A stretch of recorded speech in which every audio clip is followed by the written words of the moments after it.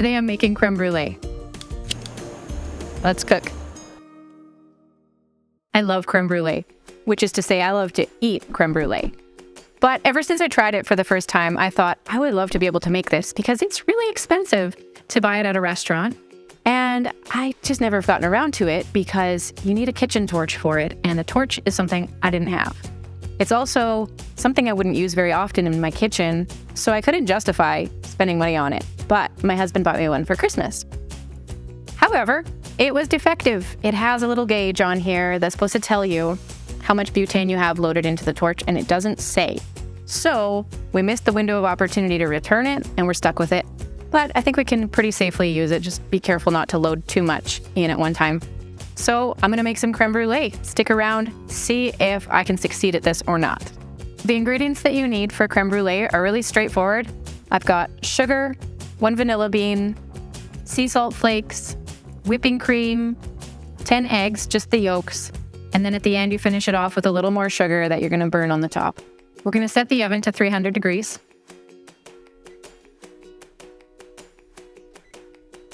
I'm preparing my baking pans, so I'm just laying a tea towel in the bottom and then setting my ramekins on top, making sure that they don't touch each other. And the towel is going to stop the dishes from banging around because we're putting a water bath in here, so we're going to pour boiling water on top of this cloth, and that's just going to give it a cushion in the oven. I'm going to measure 2 cups of whipping cream.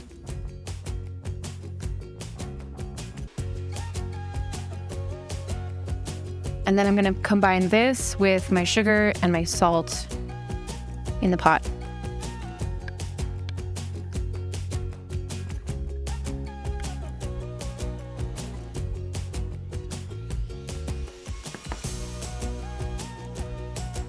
This is 2/3 of a cup of sugar and a pinch of sea salt.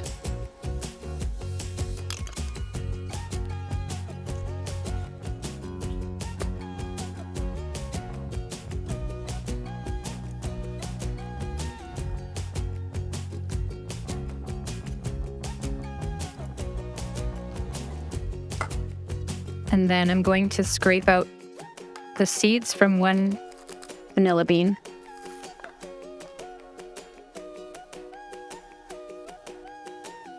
This vanilla bean that I'm using, I actually used for making vanilla extract.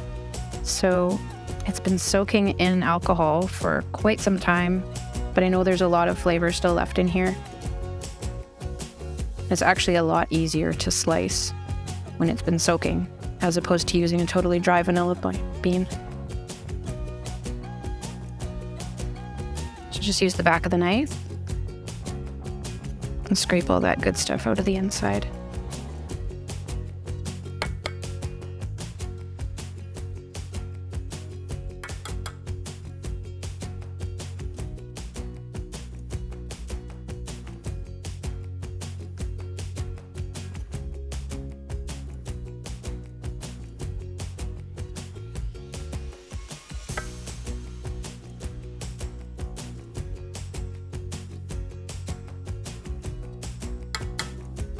And I'm gonna throw these in there too for extra flavor. I'll take them out later. Okay, I'm gonna take this to the stove now and I'm going to heat it over medium heat until the sugar dissolves.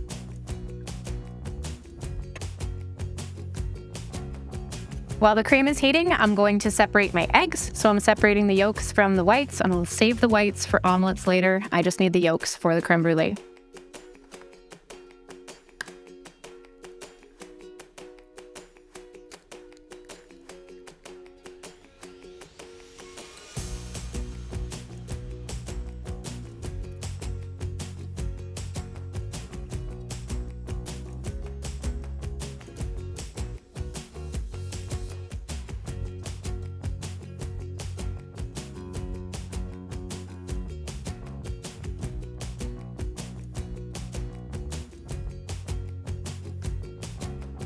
Okay, I have all 10 egg yolks in this bowl, and now I'm gonna go wash my hands. So the sugar seems to be all dissolved, and it's steaming really nicely. There's some bubbles there, so we're bringing it up to a boil, and once it boils, I'm going to take it off the heat and just let it sit for 15 minutes so that vanilla flavor can just really infuse into the cream. Looks good.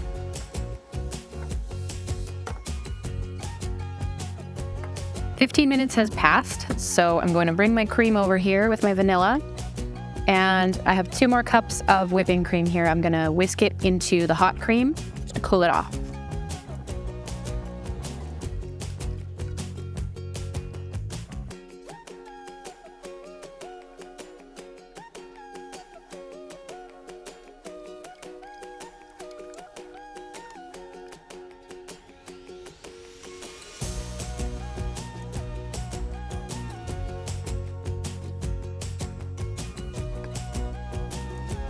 I'm going to remove these vanilla beans.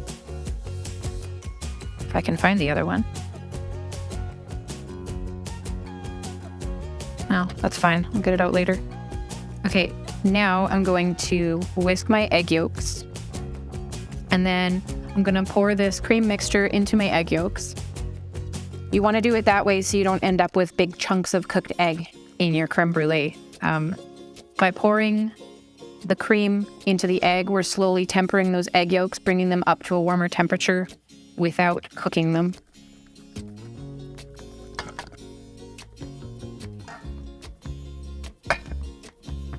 Hopefully that stops it from spinning. There we go.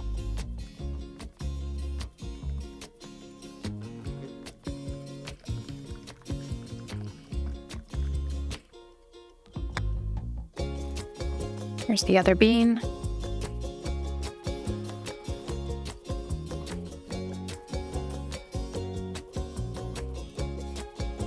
There's a lot of vanilla still stuck in the sides of the pan here, so I want to make sure that I get this all out. And now I'm going to pour this through a fine mesh sieve so that if there's any chunks of egg or anything kind of too big in here, there could be like chunks from the vanilla bean. I want to get that all out so it's a nice smooth consistency.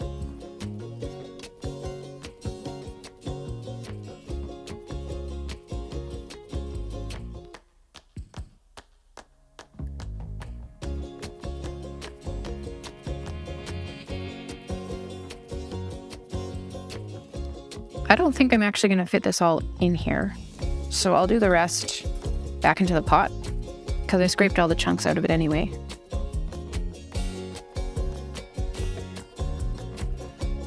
There's a lot of little eggy vanilla chunks left in there, so I would not skip that step. Okay, now I'm going to pour this into my ramekins, and then I can put them in the water bath and get them in the oven.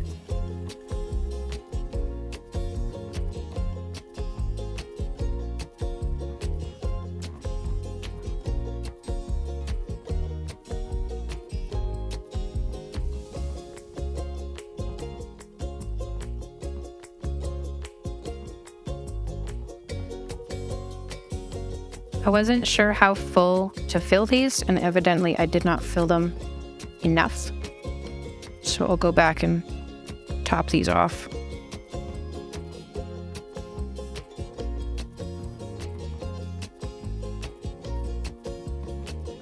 Now I'm going to get my kettle boiled, and I'm going to pour boiling water into here and get them in the oven.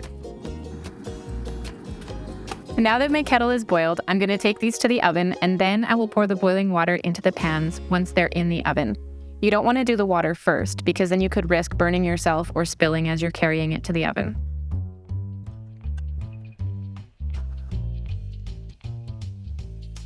So the recipe says that I want the water to go 2/3 of the way up the side of the pan.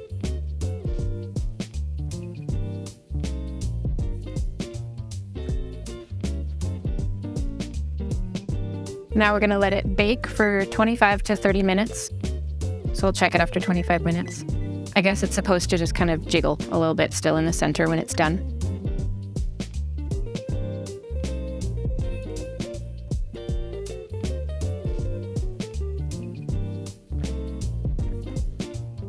So now I'm going to move these from the water bath onto a cooling rack.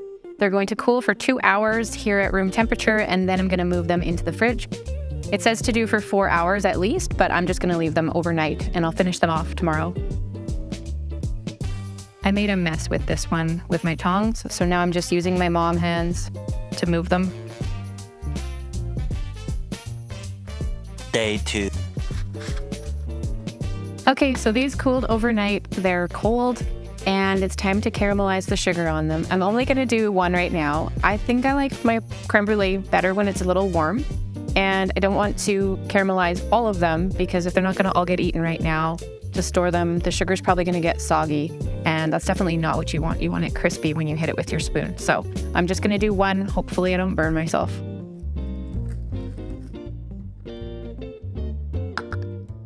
So it says to just blot any excess moisture off the top with a paper towel.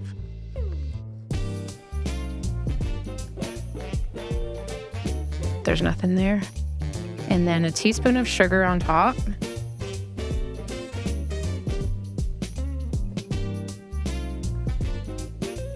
Shake it around.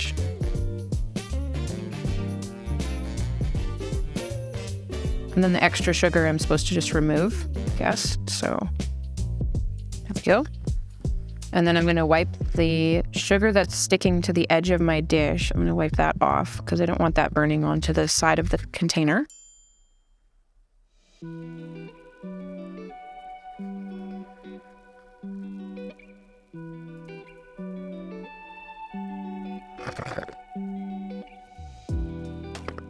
Okay, here we go.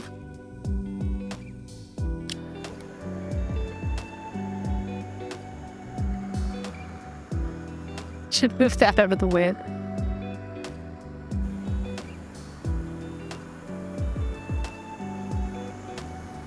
Okay, so I started caramelizing this, and I realized I should probably have this sitting up on a rack because I'm worried I'm going to burn my countertop. So I got a rack out, and we'll try again.